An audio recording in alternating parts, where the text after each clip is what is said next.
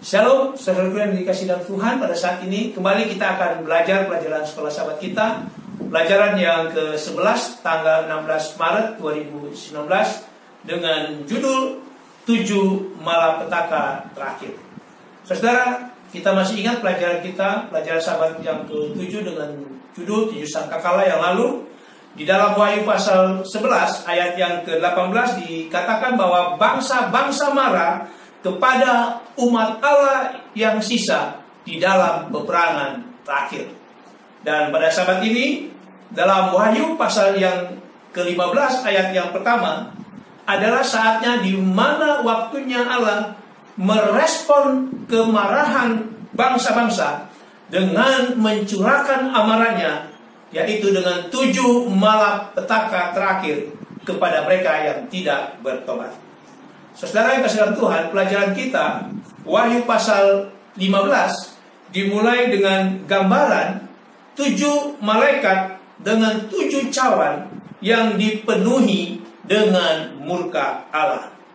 Namun saudara, sebelum pencurahan cawan murka Allah terjadi, maka di dalam ayat selanjutnya, di dalam Wahyu pasal 15 ayat 2 sampai ayat yang ke-4, digambarkan di ayat-ayat tersebut bahwa umat Allah yang setia dinyatakan sebagai pemenang. Kenapa? Karena mereka telah mengalahkan binatang dan patungnya, dan mereka berdiri di atas sesuatu bagaikan lautan kaca, dan mereka menyanyikan nyanyian Musa dan anak domba. Dan mereka ini di dalam Wahyu pasal 14 ayat 1 sampai yang ke-5 disebut dengan kelompok 144.000. Saudara, di peperangan akhir, kelompok ini mereka akan dilindungi dari akibat 7 malapetaka yang menghancurkan. Dan mereka, kelompok ini akan mengalami yang namanya transformasi tubuh yang fana atau diubahkan, sebagaimana dicatat di dalam 1 Korintus 15 ayat 51 sampai 54. Dan akhirnya nanti kelompok ini akan bergabung dengan umat kudus yang dibangkitkan saat Yesus datang dengan kuasa dan kemuliaannya. Saudara yang kasih dalam Tuhan, sebelum saya melanjutkan pelajaran kita dari hari ke hari, mari kita tunduk kepala, kita berdoa. Bapa di surga, pada saat ini kami kembali datang kepadamu Bapa. Kami mohon urapan kuasa Roh-Mu yang kudus, supaya kami boleh mengerti maksud pelajaran sekolah sahabat pada saat ini, 7 malapetaka terakhir. Terima kasih Bapa, di dalam nama Tuhan Yesus. Amin. Pelajaran hari Minggu dengan judul arti 7 malapetaka terakhir. Saudara, di dalam Wahyu pasal yang ke-15, manusia telah membuat satu keputusan secara sadar, apakah mereka berada di pihak Allah ataukah mereka berada di pihak Babel atau setan. Oleh karena itu saudara, di dalam Wahyu pasal 15 ini, Allah telah siap untuk datang ke dunia. Namun sebelum Yesus datang, maka angin perusak yang selama ini ditahan, sebagaimana dicatat di dalam Wahyu pasal 7 ayat 1 sampai ayat yang ketiga, segera dilepaskan. Angin perusak di dalam Wahyu pasal 7 ayat 1 sampai yang ketiga, di dalam Wahyu pasal 15 ini disebut dengan 7 malapetaka terakhir. Kenapa disebut 7 malapetaka terakhir? Karena datangnya setelah malapetaka 7 sangkakala di dalam Wahyu pasal 8 sampai Wahyu pasal yang ke-10, di mana malapetaka 7 sangkakala itu terjadi pada periode di 7 jemaat yang ada di dalam Wahyu pasal 2 sampai Wahyu pasal yang ketiga, atau di periode zaman kekristenan, di mana malapetaka pada saat itu masih bercampur dengan belas kasihan Allah, dengan tujuan supaya musuh-musuh Allah dapat bertobat. Sedangkan 7 malapetaka terakhir dicurahkan hanya sesaat sebelum Yesus datang yang kedua kali.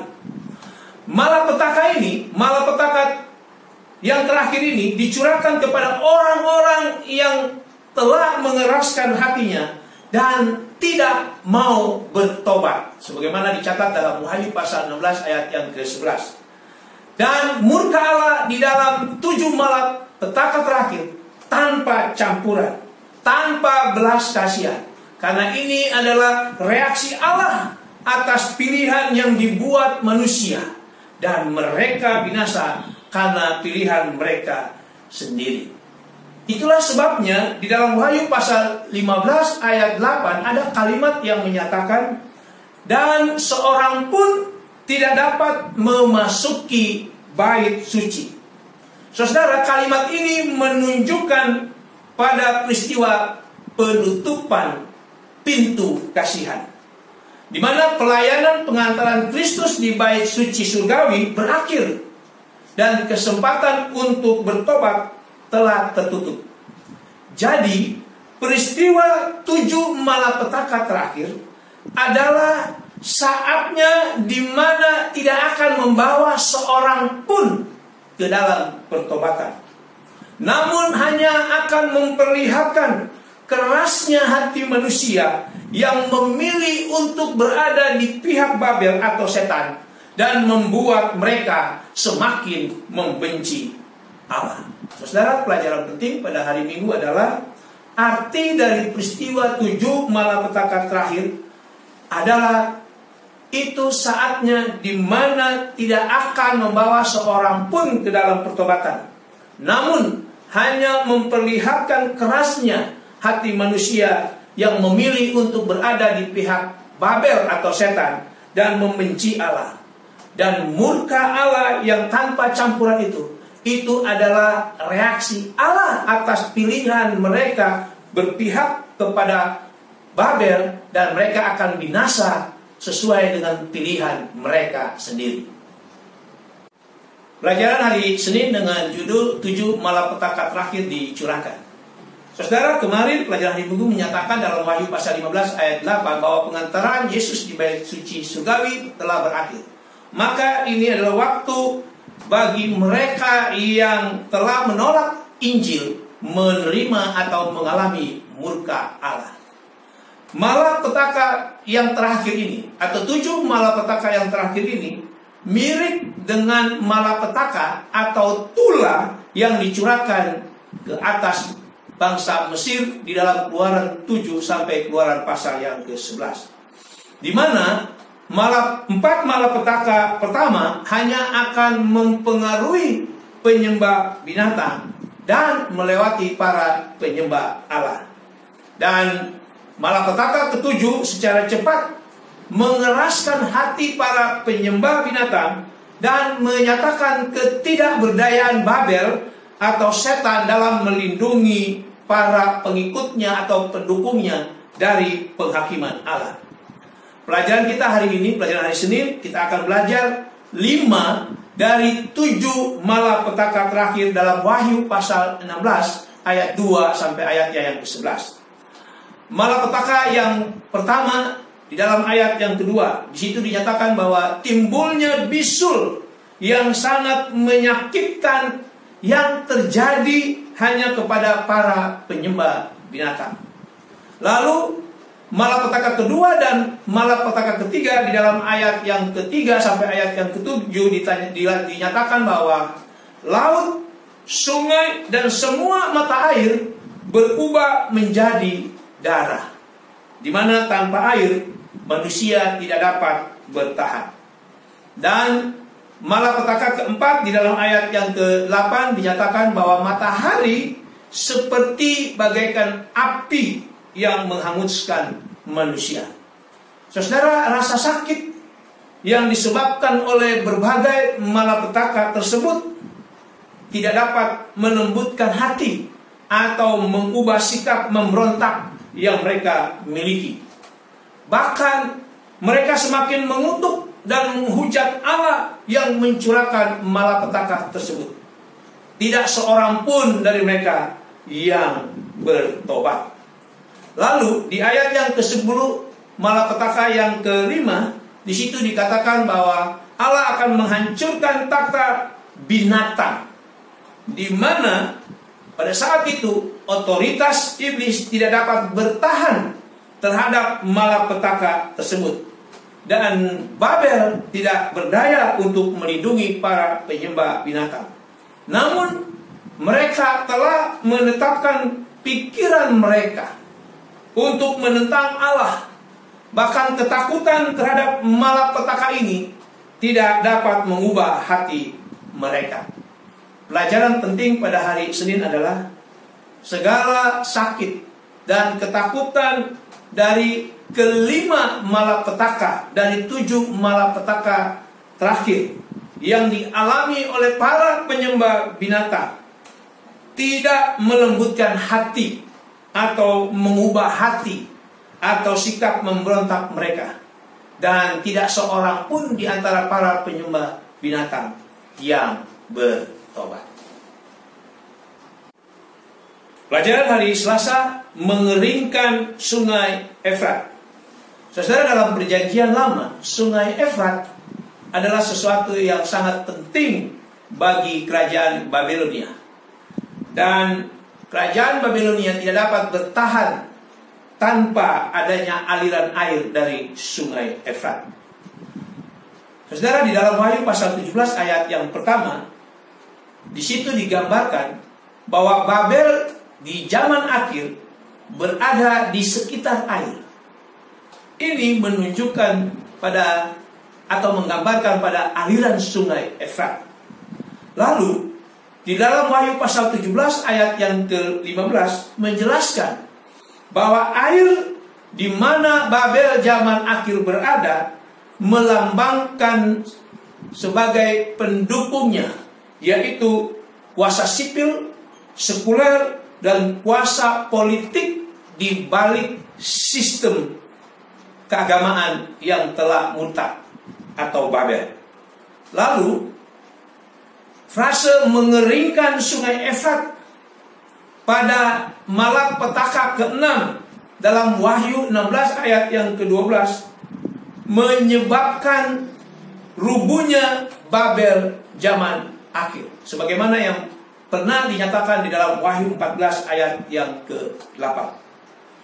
Mengeringnya sungai Efrat melambangkan ditariknya semua dukungan terhadap Babel dan datang menyerang dengan tiba-tiba pada Babel. Inilah yang menyebabkan kehancurannya. Mengapa para pendukung Babel menyerang tiba-tiba Babel? Saudara, ketika malapetaka yang ke-5 datang, yaitu pada saat takhta Babel atau otoritas daripada Babel dihancurkan, di dalam Wahyu 16 ayat 10, para pendukung, para penyembah binatang melihat kesia-siaan dalam mencari pertolongan kepada Babel. Dan oleh karena merasa tertipu, maka para penyembah binatang, para pendukung ini berbalik melawan Babel dan menyebabkan kejatuhannya. Namun, sebagaimana yang kita lihat, hati para penyembah binatang tetap keras menentang Allah dan umatnya. Demikianlah para penyembah binatang menjadi tanah subur bagi penyesatan terakhir, yang olehnya iblis menghimpun seluruh penduduk dunia bergabung dalam peperangan melawan Allah.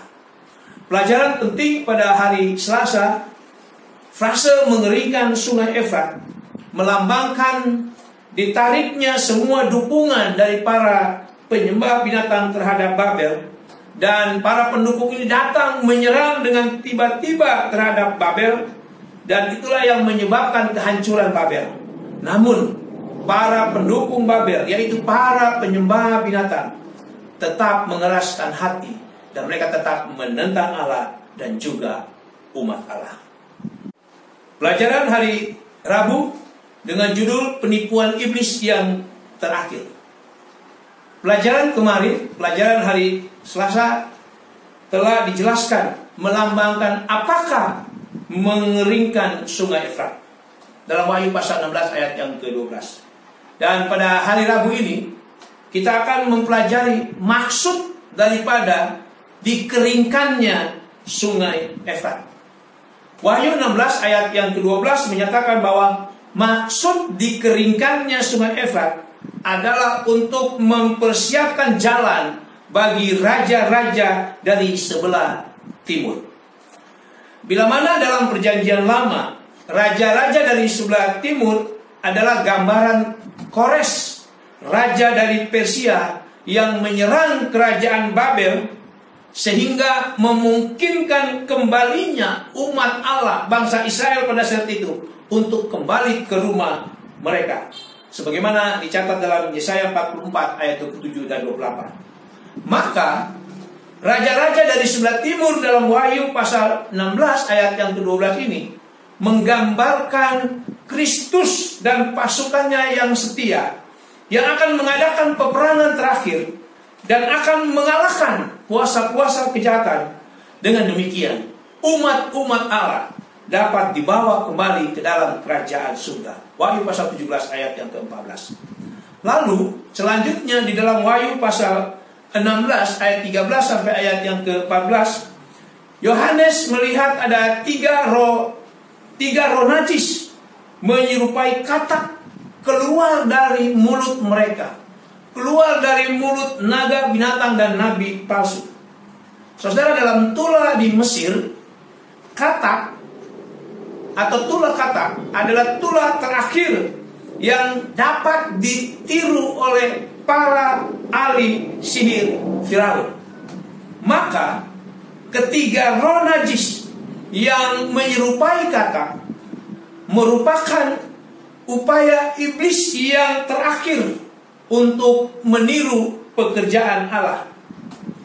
Tiga roh najis yang keluar dari mulut trinitas palsu melambangkan strategi iblis yang terakhir, di mana iblis menyanggupkan para binatangnya dan nabi-nabi palsu untuk melakukan tanda-tanda ajaib, termasuk spiritisme, untuk membujuk penduduk dunia mengikuti dia, gantinya mengikuti Allah yang benar. 2 Tesalonika 2 ayat 9 sampai ayat yang ke-12. Tiga roh najis diutus dengan Injil palsu untuk membujuk dunia ini bergabung dengan mereka dalam memerangi umat-umat Allah. Walaupun mereka, para penyembah binatang, para pendukung Babel, pernah kecewa, tetapi pada akhirnya mereka dapat dibujuk lagi. Lalu mereka memerangi atau menindas umat Allah. Dan peperangan ini di dalam Wahyu pasal 16 ayat yang ke-16 disebut dengan Armageddon. Pelajaran penting pada hari Rabu. Maksud dikeringkannya sungai Efrat adalah untuk mempersiapkan jalan bagi raja-raja dari sebelah timur. Dan raja-raja dari sebelah timur dalam Wahyu pasal 16 ayat yang ke-12 itu menggambarkan Kristus dan pasukannya yang setia, yang akan mengadakan peperangan yang terakhir dan akan mengalahkan kuasa-kuasa kejahatan. Dengan demikian umat-umat Allah dapat dibawa kembali ke dalam kerajaan surga. Lalu yang kedua, penipuan iblis yang terakhir, atau usaha atau strategi iblis yang terakhir adalah membuat tanda-tanda ajaib, termasuk spiritisme, untuk membujuk penduduk dunia supaya mereka mengikuti dia, gantinya mengikuti Allah yang benar, dan juga memerangi umat-umat Allah. Pelajaran hari Kamis, berkumpul untuk peperangan terakhir. Saudara, kuasa penyesatan dari trinitas palsu berhasil menjangkau seluruh dunia dalam upaya menyingkirkan Injil yang benar. Dan dalam Wahyu pasal 16 ayat yang ke-16, bahwa mereka akan berkumpul di satu tempat yang disebut dengan Armageddon. Armageddon mempunyai makna gunung Megiddo. Kitab Wahyu menggunakan istilah Armageddon diambil dari sejarah Israel untuk menggambarkan peperangan besar yang terakhir antara Allah dan kuasa kejahatan. Armageddon atau Gunung Megiddo itu sebenarnya adalah Gunung Karmel, satu tempat di mana peperangan yang sangat menentukan dalam sejarah Israel, di mana di situ melibatkan Nabi Elia dan juga nabi-nabi Baal. Saudara bisa baca di dalam 1 Raja-Raja pasal yang ke-18. Armageddon bukanlah satu peperangan militer yang katanya akan terjadi di Timur Tengah. Namun Armageddon adalah istilah di dalam peperangan rohani antara Kristus melawan kuasa-kuasa kegelapan. Dan persoalan yang harus diselesaikan untuk selamanya dalam peperangan terakhir ini, di dalam peperangan Armageddon ini, adalah mengenai siapakah yang merupakan pemimpin alam semesta yang sebenarnya. Dan hasil daripada peperangan ini adalah kemenangan di pihak Allah atas kuasa kegelapan untuk selama-lamanya. Pelajaran penting pada hari Kamis adalah Armageddon artinya adalah Gunung Megiddo atau Gunung Karmel, di mana itu menggambarkan peperangan besar yang terakhir antara Allah dan kuasa kejahatan. Armageddon bukanlah satu peperangan militer yang akan terjadi di Timur Tengah, tetapi Armageddon adalah peperangan rohani. Dan hasil daripada peperangan itu, buku Wahyu mencatat kemenangan berada di pihak Allah untuk selama-lamanya. Inilah pelajaran kita untuk Sabat ini. Mari kita tunduk kepala dan kita berdoa. Terima kasih Bapa. Pada saat ini, oleh karena tuntunan urapan kuasa Roh-Mu yang kudus, kami boleh mengerti apa yang akan terjadi pada saat murka Allah yang tidak bercampur dengan belas kasihan. Murka Allah yang terjadi pada saat 7 malapetaka terakhir itu. Biarlah setelah kami mengerti pelajaran ini, kami boleh mengambil satu keputusan untuk berdiri teguh di dalam kebenaran firman Tuhan.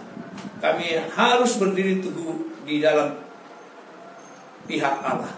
Dengan demikian, bila mana Yesus datang yang kedua kali, maka kami akan bersama-sama dengan Allah.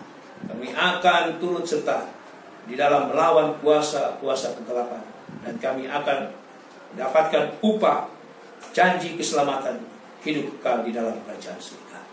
Memberkati setiap pemirsa yang telah menyaksikan tayangan video ini Tuhan, dimanapun mereka berada. Biarlah mereka juga boleh merasakan berkat daripada Tuhan, pimpinan dan penjagaan Tuhan di dalam kehidupan kekristenan mereka. Terima kasih Bapa, di dalam nama Tuhan Yesus. Amin.